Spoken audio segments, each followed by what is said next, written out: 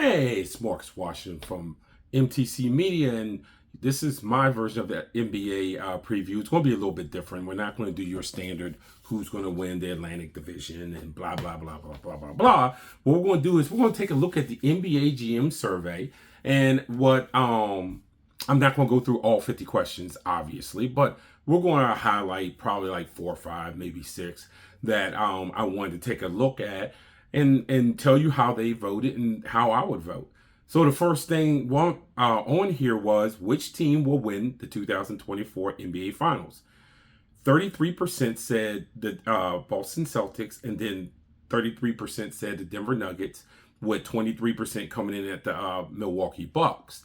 So to answer this question, first of all, you have to say who's going to come out the East and who's going to come out the West. And this is where you're going to see a little bit of difference here when it talks to coming out the West. If you've seen what I've said about the Denver Nuggets, you're going to understand that I'm not taking the Denver Nuggets to come out the West. I do like the Phoenix Suns to come out the West, mainly because of what they did with their bench and how they got creative in getting guys in who can fill a role and play around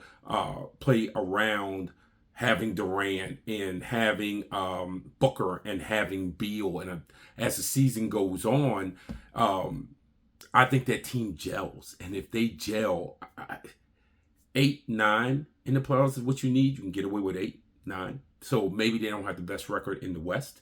But I think as far as being prepared for the playoffs, it's more of a playoff roster. So that's who I like out of the West. It's the Phoenix Suns. Out of the East, it's tough. At first blush, it is the Boston Celtics.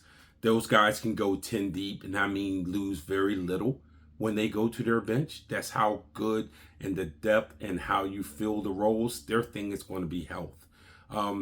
Does Al Horford stay healthy? And if he does, is he effective? Does Porzingis stay healthy? Those are the type of things that's with the Celtics. So I'm going to go with Boston and Phoenix. The only other team in the East I was considering was Milwaukee, but we're going to go with Boston and Phoenix. So half, 50% of what the GMs say, I agree with. The other 50%, I do not. So the next is who will win the 2023-24 Kia MVP. Jokic got 43%. Giannis got 20%, Tatum got 13%, and Luka got 10%. You know how it is. The NBA is full of themes, storylines. And if the Boston Celtics do what you think or I think they can do, then the MVP will go to Jason Tatum. Yeah, Tatum will be, because it will be one of those, it's kind of his turn to win it. The Celtics did very, very well in the East. And I know that they're battling with the Bucks, but we've already given Giannis one. So I think Tatum is poised to have a big year with the additions on the team, especially with Holiday. I think some of the pressure comes off of Tatum, who's been doing his version of Mamba mentality, which is taking too many contested twos, too many hard twos.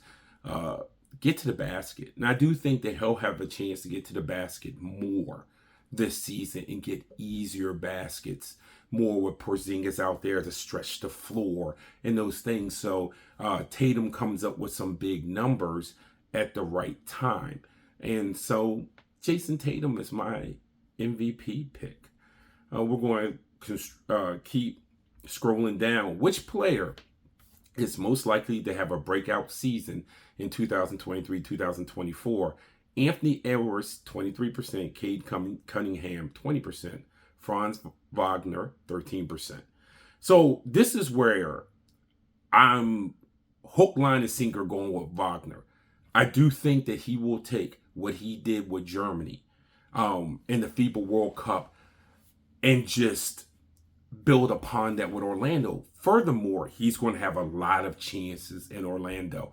And how Orlando is built, it's built to me to be more sharing, for lack of a better term, than Detroit, which is why I didn't take Cunningham. Anthony Edwards, that's great and all. Again, great summer by Edwards, even though he wasn't as good near the tail end of the FIBA World Cup. But the problem with picking Edwards is the fact that you have Gobert, Cat there with them. So, you going for the personal stats or you going for wins. Minnesota is expecting a jump in wins, and that's why I think with Wagner, because Orlando is still building towards something. So it's easier for him to have the breakout season than Anthony Edwards. All right. Let's see. Best off-season moves? No, don't like that one. Here's one. I will say this. Which team will be the most improved in 2023-24? Oklahoma City got 30%. The Houston Rockets got 23%, and that's because of Udoka. It's the coaching change. Because when you think about it, that roster still kind of has too much youth. Even though they get Fred VanVleet. But they got a lot of growing to do, which is why the coaches, who your coach is, matters in Houston. And that's why I think the percentage is higher.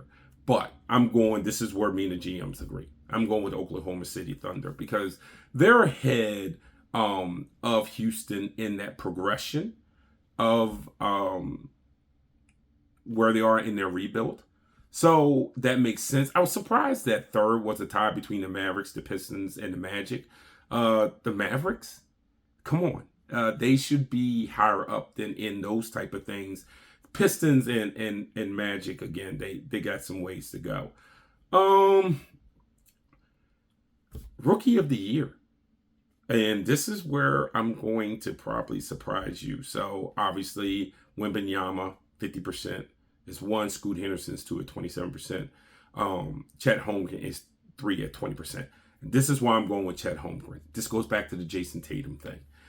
The more important games you play, the more it works in your favor to win these awards. And Oklahoma City is going to be in it. Where they are in their growth, they're going to be in it. So Chet Holmgren is going to be in those games that count. And even though he's playing beside SGA and Giddey and those guys, you know that ball is going to go through his hands some. And he's going to have every opportunity in the world to prove why they drafted him the year before, before he got hurt. He'll have the stage to win the award. Now, here's going to be a very unpopular take. The reason why I'm not going with Wembanyama is because I do think the godfather of load management, Greg Popovich, will, in his special way, load manage Wembanyama, who is not prepared for a 38 minutes a night, every night type of season. And even if he was, for what? San Antonio is not ready to play significant games. So they're not going to burn him there. And so I think you're going to see strategically games off, a little bit of pull here, pull there. He needs to sit out. I think that'll happen, and he does not fall under the load management rule in the NBA. So don't come with that of, well, I thought they said they couldn't load manage. He'll be fine. And so that's why I'm going with Chet Holmgren. Best international player. I found this interesting, not because of who they say was the best international player, but by how much, which was Jokic at 80%. Doncic only got 10%. Giannis only got 7%. And then Joel Embiid only got 3%. Last year, Giannis got 57% of the votes. I think sleeping on Giannis because, and great, look, Jokic is great. Giannis is great. They're both great. They're both great. But 80%, the 7%? I don't know, man. I don't know, because Giannis does a lot of things on the defensive end that I don't think he gets credit for. Because it's not something that's on the back of a bubblegum card and a bubblegum stat. So, no, I love Jokic to death. And you can argue with Jokic. I'm not arguing that Jokic isn't the best. What I'm arguing is 80-7. No, I put Giannis in front of Luka too, because Luka's going to have to show me that his skills and his skill set will translate into wins. Because say what you will about James Harden, because they play the same way. Don't get it twisted. They play the same way. But Harden, at least in Houston, got them to significant wins. Now, they couldn't get over the hump, We got that. We know that, so on and so forth. But Doncic, he's got to do more before I put him second. So, yeah, we can go with Jokic, but Giannis, I'm putting right behind him if I go with Jokic. I don't even know if I want to go with Jokic because I don't want to piss Giannis off because Giannis is a dude. When he won that championship, he willed him to that championship. Whew. All right, man. I'm going to call it a tie. I know it's a cop-out. I'm going to call it a tie, though.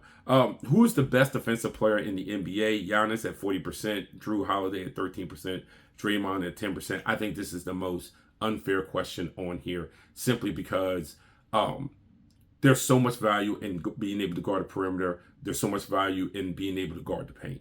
And so it's hard to say one person is very good or the best at both. I mean, for a while, Draymond was darn near in both of those categories. So I am going to go ahead and I'll have Giannis edge out Jrue Holiday. I don't think it's 40-13. I think it's closer to that. And then in today's NBA, and this is what makes it tough because what's more important, guarding the front of the rim or guarding the perimeter? Well, it's both. It's not, one's not more important than the other in today's NBA. So we'll go with Giannis there, but barely over Holiday. And this will be our last one.